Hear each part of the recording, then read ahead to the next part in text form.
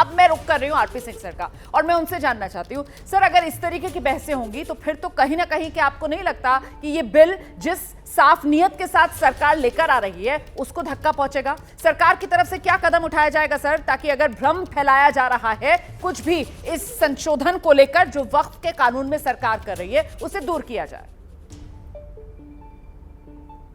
रुमाना बहन, दो बातें मैं बड़ी स्पष्ट कर दूं ताकि थोड़ा भ्रम भी ठीक हो जाए। एक, ये जो पूरी लैंड है, मैं अभी देख रहा था 9.4 लाख एकड़ जगह है, मैं डेटा लेकर आया, और 1.25 लाख करोड़ रुपए की जगह थी ये जब सच्चा कमीशन की रिपोर्ट आई थी। 1.25 लाख करोड़ के ऊपर 10% भी हो तो 12,000 करोड़ रुपया सालाना होता है। सही। तो इससे तो बहुत चिंता हो सकती है। एक विषय, ताकि मैं डेटा मैं एक बार चेक करूं, इसलिए मैं गया था डिबेट से। दूसरी बात, मैं अभी हाथ जोड़कर सबसे विनती कर रहा हूं, ये गरीब मुसलमान की चिंता करने का विषय है, और ये पहली बार कोई चेंजेस नहीं हो रही, ये अमेंडमेंट पहली बार नहीं हो रही। ये जो अमेंडमेंट्स हैं पहले भी 2013 में हुई, उससे पहले 1995 में हुई, लगातार अमेंडमेंट्स होती रही हैं। और 1995 से पहले कुछ और था बिल, 1995 के बाद कुछ और हुआ, फिर 2013 में फिर उसमें और चेंजेस हुई। अब उसका देखा कि उसका लाभ गरीब मुसलमान को नहीं मिल रहा, इसकी उसकी चिंता की जा रही है। ये नहीं कि कोई हमारी सरकार कर रही है, पहली बात। दूसरी बात, कोई एक भी मस्जिद इस सारे में छुई नहीं जाएगी, क्योंकि मस्जिद की मैनेजमेंट, मतलब मैं माफी चाहता हूं, मस्जिद की मैनेजमेंट, कोई भी एक मस्जिद की मैनेजमेंट इसमें नहीं आएगी। सही। क्योंकि मस्जिद की ट्रस्ट अलग है। मस्जिद चलाने का जो, जैसे गुरुद्वारा कमेटी है वैसे मस्जिद की ट्रस्ट अलग है। जैसे एनवायरमेंट बोर्ड मंदिर की चिंता करता है, वैसे मस्जिद की ट्रस्ट अलग है।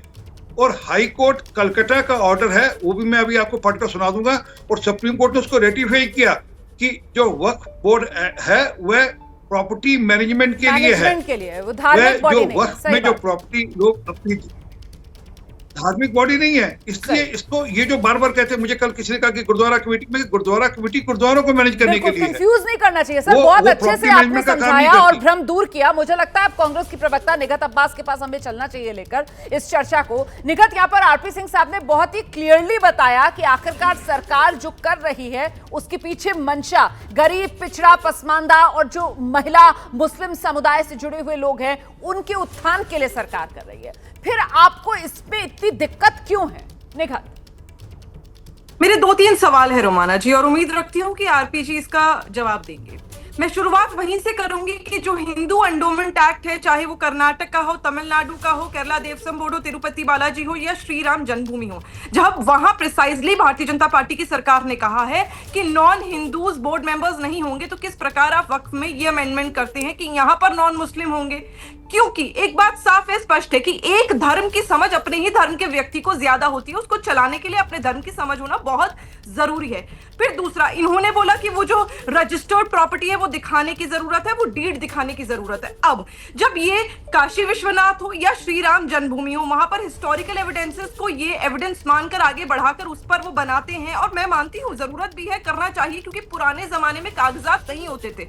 तो कुछ कब्रिस्तान, कुछ दरगाह और कुछ मस्जिदें आज भी ऐसी है जो ब्रिटिश एरा के भी पहले की हैं, उस समय कागज पत्री नहीं हुआ करती थी, तो उनका आप क्या करेंगे? क्या आप उनको तोड़ देंगे? क्योंकि मस्जिद तोड़ना तो इनका फेवरेट काम है। लेकिन निगत, यहाँ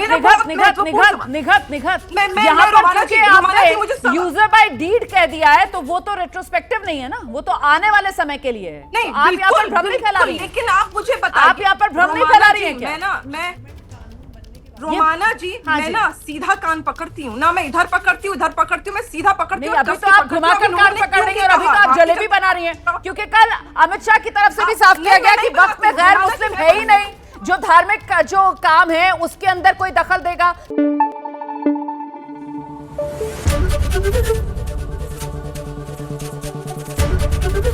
एबीपी न्यूज आपको रखे आगे।